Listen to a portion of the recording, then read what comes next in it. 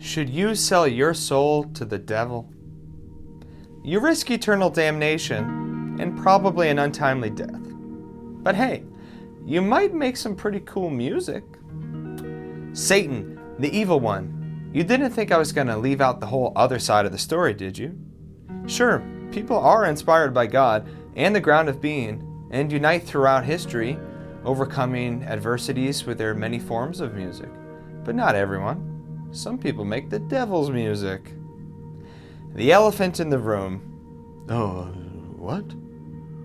Oh, sorry, Nesh, it's just a phrase. The thing we're avoiding talking about is what we often refer to as the Faustian bargain. For the record, Faust wasn't a musician. In German folklore, he was a scholar who sold his soul in order to be smart and rich and all that good stuff.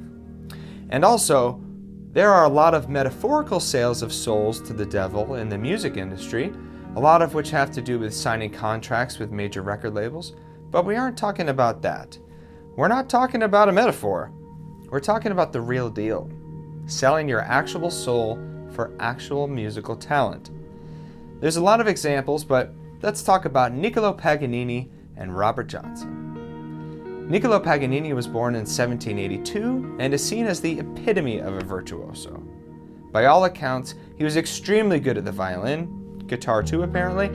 He was a prodigy, studied with the best teachers anyone could find, and dazzled everyone with his brilliance. And, by the way, if this whole occult thing interests you, a few years ago I saw Paganini's bloodletting kit on eBay. I sent a link for the listing to Yngwie Malmsteen, and he did not reply. Okay, so Paganini was amazing. Think about how good of a musician you have to be for us to know who you were and how good you were hundreds of years later when you never even recorded anything. We have sheet music and stories. So tales spread about him having supernatural abilities because, well, he was way better than everybody else. Did he sell a soul to the devil? Hard to say. He was very good and was a notorious gambler, womanizer, generally pretty rough guy, plus pretty sickly, so maybe. But he was good from childhood, so that's a bit tricky. Some say his mother might have sold his soul to the devil for him, but it should be mentioned there's no evidence for this or any of this really. But it gets interesting when we look at our second virtuoso, Mr. Robert Johnson. That story goes that Robert Johnson went to the crossroads and sold his soul for guitar skills.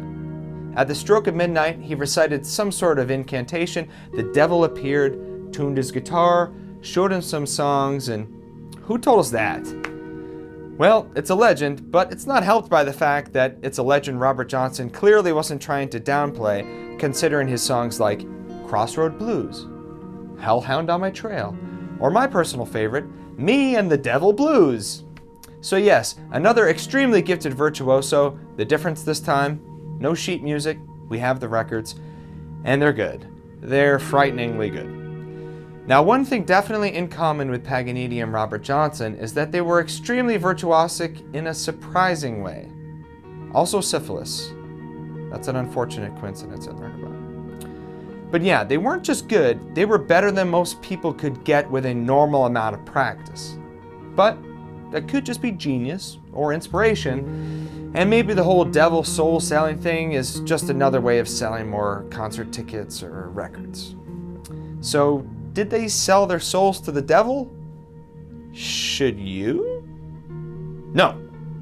Come on. Probably not. But a better question might be, how important are personal values and integrity to making great works of art? Maybe another time. Thanks for watching. We'll see you next time.